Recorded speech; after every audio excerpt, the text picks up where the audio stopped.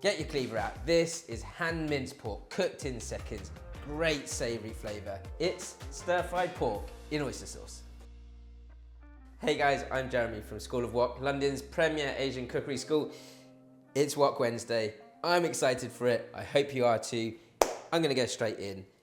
This is a classic sort of stir-fry, but with a little bit of a twist in a strange way. Cantonese cooking always starts with ginger, garlic, and spring onion. I'm going to finely chop all this because I've got this lovely sort of chunk of pork shoulder that I'm going to actually hand mince in a second. And I want my ginger and garlic to sort of weave in and out of that minced pork. Doesn't need to be too fine. If you fry this well,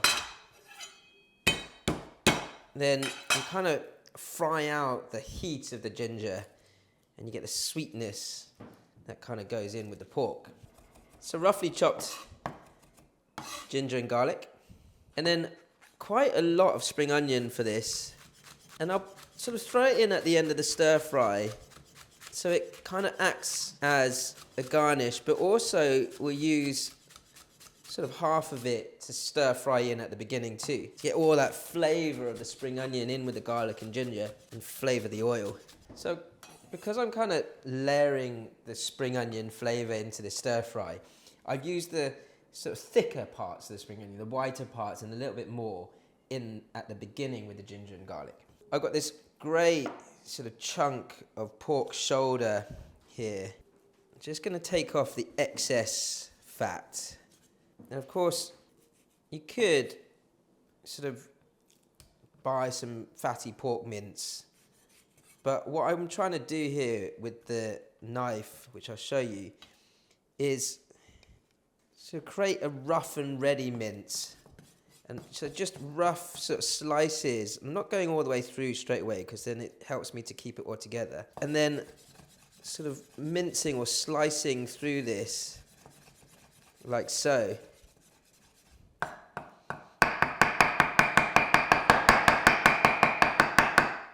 Then a rough chop over the top. And what that'll do is it creates sort of very sort of rough strips and bits of mince. And when I stir fry that up, that's going to get this, you're going to get this great sort of texture every bite. I'm going to do that with all my pork shoulder. And this is the type of thing that you would usually only see sort of an Asian grandma doing, or grandpa. But hey, I am getting older. And it's quite satisfying. So this hand mincing technique with a cleaver, which you can also do with a sort of Western chef's knife, it creates a thicker mince than what you would if what you'd have if you put it through a machine. And that sort of thickness sort of takes in the flavour in a different way. Now you could just go straight onto the stir fry from here, but as you probably know if you've followed the channel for a while, layering flavour in Chinese cooking is really important. So I'm going to season this with a little bit of all the ingredients that will actually then also end up in the stir fry sauce. Got some light soy sauce, a little bit of sesame oil, oyster sauce, and I've got some, this is actually coconut palm sugar, granulated stuff here. You can use brown sugar if you wish, and then give that a good mix. I've got rice wine that's going to go into the sauce later on, but I'm not going to put my rice wine in the pork because I want the pork to hit the wok and stay relatively dry and not release too much moisture. There's also a bit of white pepper here. Just get that in there. Now I'm doing a stir fry with this, but you could easily use this sort of hand minced pork for some dumplings and add a whole load of veg into there, and that would work really nicely too. And the rest of the sauces, again, the same flavours. Oyster sauce, which is the main flavour of this stir fry.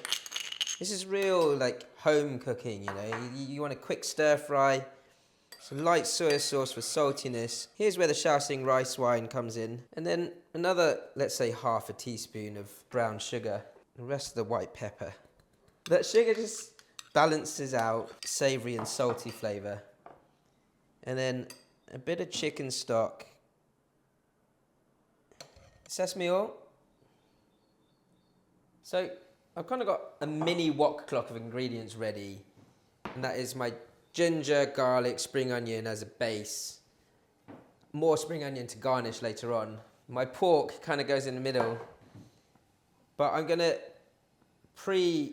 fry my pork first because I don't want to burn the garlic. Really nice smoking hot wok on this gas flame on a high heat.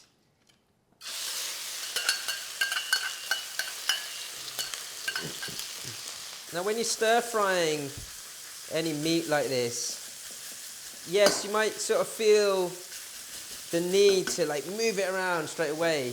And I am creating some movement by just pressing this pork in, but I do want it to sear nicely before I then sort of fold that over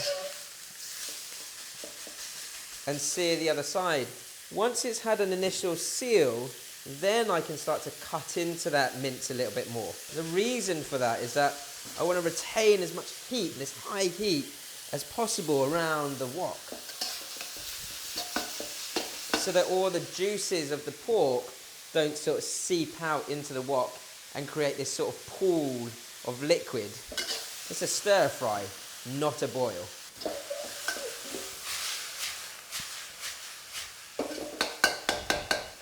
So once you've had the initial sort of pre-stir fry of the pork, that can come out onto my wok clock and I'll finish the stir fry off in a second. Now just for a bit of presentation and a bit of sort of to balance out the meatiness, I've got this Chinese leaf here, which I've just taken the middle parts out as a little bowl. So I'm going to just blanch that, not for long, about a minute or so. Kept the core in there, just so it can look nice and pretty. We're going restaurant style here today. Once that's had a minute to blanch, just dunk it in a bit of cold water so it keeps its colour and shape, doesn't keep cooking. And then straight over onto your service plate. Now the thing for a stir fry like this is that it really needs high heat because you're not cooking this meat for very long. You want to keep it nice and tender. It's already got a good bit of flavour in there from the marinade.